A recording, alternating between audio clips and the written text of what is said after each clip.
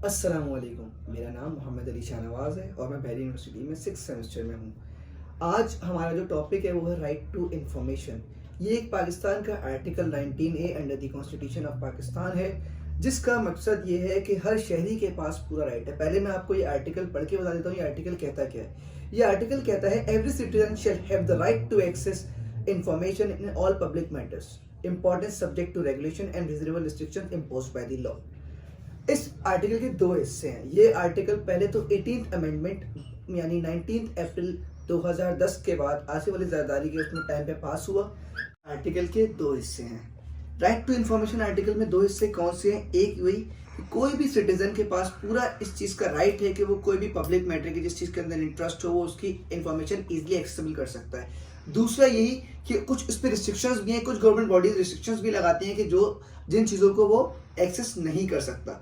अच्छा, तो हम अगर पहले हिस्से की बात करें, पहला हिस्सा कौन सा था कि कोई भी पब्लिक मैटर है उसके और उसका इंटरेस्ट है तो उस गवर्नमेंट बॉडीज के ऊपर ये लागू होता है कि वो लाजमी उसके जवाब दें और वो उनकी इंफॉर्मेशन को इजीली एक्सेस भी कर सकता है। और इनको पूरा पूरा इन बॉडीज जिसके अंदर फॉर एग्जांपल हम ये कह सकते हैं कि इलेक्ट्रिसिटी का इदारा हो गया, आपका वापडा हो गई, आपकी पुलिस हो गई, आपकी सुई गैस हो गई, इन इदारों के ऊपर ये लाजमी है कि जब भी कोई भी डिसीजन मेकिंग करें ये उस डिसीजन मेकिंग को पब्लिकली इसको शो करें और पब्लिक के ऊपर पूरा पूरा किसी भी सिटीजन का पूरा पूरा राइट है कि वो उसको इजीली एक्सेस कर सके। जैसे कि मैंने अभी आप लोग को उन इदारे के नाम बताए, ये तो फॉर एग्जांपल कुछ इदारों के नाम थे।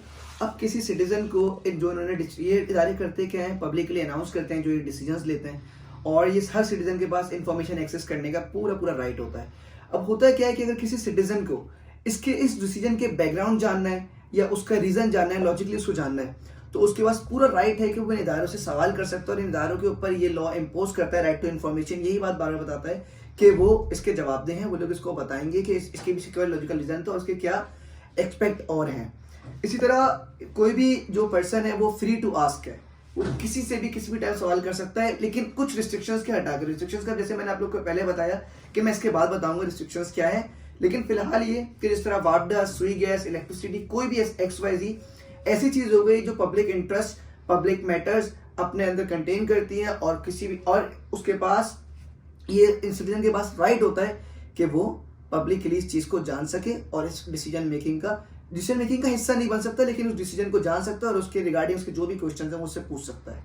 अच्छा, जैसे कि मैंने भी आप लोग को बताया कि गवर्नमेंट बॉडीज आंसरेबल हैं किसी भी सिटीजन के आगे, तो ये किसके एक्ट, ये अंडर एक्ट आता है जैसे कि आप लोगों को पता है 19A जो अच्छा फेडरल गवर्नमेंट ने इसको पास किया 2017 में, 2017 में अंडर द लॉ पास हुआ ये आर्टिकल 19A। और अगर मैं इसका थोड़ा सा और बैकग्राउंड में जाऊं तो ये पंजाब असेंबली में जो पास हुआ 2014 में ये एक्ट पास हुआ और उसके बाद सिमिलरली इन सिंध और आफ्टरवर्ड्स ये जगह जगह इस तरह पास होता रहा है। जैसा कि मैंने आप लोग को शुरू में ही बताया था कि इस आर्टिकल के दो हिस्से हैं। पहला हिस्सा मैंने अभी आप लोग को समझाया कि हम कोई भी गवर्नमेंट बॉडीज जो हैं वो हमें एक हर पाकिस्तान सिटीजन को जवाबते हैं और वो उनकी किसी भी इंफॉर्मेशन को एक्सेस कर सकता है। वहीं अगर मैं आपको जैसे एक सिक्के के दो हिस्से होते हैं, हेड टेल, मैंने आप लोगों को जैसे पहले बताया उस कॉइन का हम बैकग्राउंड या उसका सेकंड पार्ट जानने की कोशिश करते हैं। सेकंड पार्ट को जो सिमिलरली सिंपल है, रिस्ट्रिक्शंस। ये एक नॉर्मल सी बात है कि हम हर इंफॉर्मेशन तो एक्सेस कर सकते हैं, लेकिन कुछ information under this law, under this article हमें गवर्नमेंट अलाउ नहीं करती। वो कैसी हैं, वो कौन सी हैं? वो सिंपल एक है नेशनल सिक्योरिटी। नेशनल सिक्योरिटी क्यों? अगर कोई भी चीज ऐसी इंफॉर्मेशन किसी गलत बंदे के हाथ में लग जाए जो आपके मुल्क यानी पाकिस्तान के लिए नुकसानदेह है या उसके लिए वो थ्रेटनिंग बन सकती है आगे जाकर, तो वो इंफॉर्मेशन कभी भी पब्लिक को एक्सेसिबल नहीं होती और पब्लिक कोई भी सिटीजन उसकी चीज नहीं, उसकी इंफॉर्मेशन नहीं मांग सकता। वो कोई भी किसी भी किस्म की इंफॉर्मेशन हो ना ही वो चीज आपके आगे जवाबदेह होती है। उसी तरह मिनिस्ट्री ऑफ डिफेंस भी यही कहता है कि आपको हम इंफॉर्मेशन इजीली एक्सेसिबल नहीं कर सकते, आप उनकी किसी भी इंफॉर्मेशन को एक्सेस नहीं कर सकते, उसके पीछे भी सिक्योरिटी रीजंस होते हैं। लेकिन अगर इन दो और एक दो चीज और के अलावा जिन पे रिस्ट्रिक्शंस नहीं है वो इंफॉर्मेशन आपको नहीं मिलती, तो आप अपील कर सकते हैं। आप इजीली अपील कर सकते हैं इसके अंदर नेशनल इंफॉर्मेशन कमीशन के अंदर। नेशनल इंफॉर्मेशन कमीशन जो बॉडी बनी है वो यही बनी है कि अगर कोई पर्सन राइट टू इंफॉर्मेशन के तहत उसको कोई इंफॉर्मेशन नहीं दी जाती जो कि गवर्नमेंट बॉडीज अलाउ करती हैं और उसका हक है, तो वो इसके खिलाफ अपील दायर करती हैं और उसके बाद वही प्रोसीजर है कि आप इसको हाई कोर्ट और सुप्रीम कोर्ट में भी लेके जा सकते हैं इस चीज को अपने अंदर। जैसे कि मैंने भी आप लोग को रिस्ट्रिक्शंस बताई और इस आर्टिकल के मैंने आपको दोनों हिस्से बताए कि किन गवर्नमेंट बॉडीज को हम इजीली एक्सेसिबल कर सकते हैं, यानी every citizen can easily accessible the government bodies, जिसके अंदर वापडा, इलेक्ट्रिसिटी वगैरह, सुई गैस हो गई और फॉर एग्जाम्पल जैसे बहुत सारी आती हैं। इसी तरीके से हम जिनको नहीं कर सकते रिस्ट्रिक्शंस, वो कौन सी थी, वो सिंपली वो वाली थी जिनको जो नेशनल सिक्योरिटीज़ के इशू आ जाएँ, आपका मिनिस्ट्री ऑफ डिफेंस हो गया। इसकी सिंपल सी एग्जाम्पल एक ये है, जो बजट, जब बजट अनाउंस करती है गवर्नमेंट, किस वो हर एक पब्लिक के पास इजीली एक्सेस होता है कि किस इदारे को कितना बजट दिया जा रहा है और उसको किस तरह यूटिलाइज करेगा।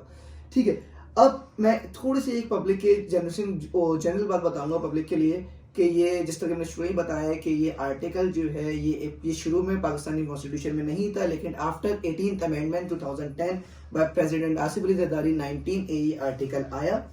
अप्रैल 20 को ये पास हुआ और क्योंकि अप्रैल 15 को इसके बारे में बताया, इसके बारे में जो सेनेट के अंदर इस बारे में बात हुई थी और अप्रैल 20 को ये बाय लॉ पास कर दिया गया, राइट टू इन्फॉर्मेशन।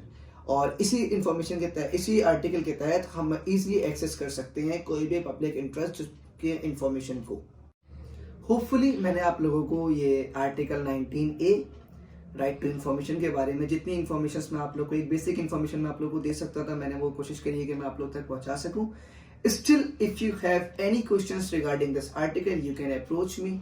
और मैं एक 6th सेमेस्टर में हूँ, बैरियर यूनिवर्सिटी का स्टूडेंट हूँ, तो आप लोग मुझसे किसी भी किस्म में क्वेश्चन है रिगार्डिंग इस आर्टिकल, इसकी डेप्थ के बारे में जानना चाहते हैं तो मैं आपको डेप्थ के बारे में बता दूंगा।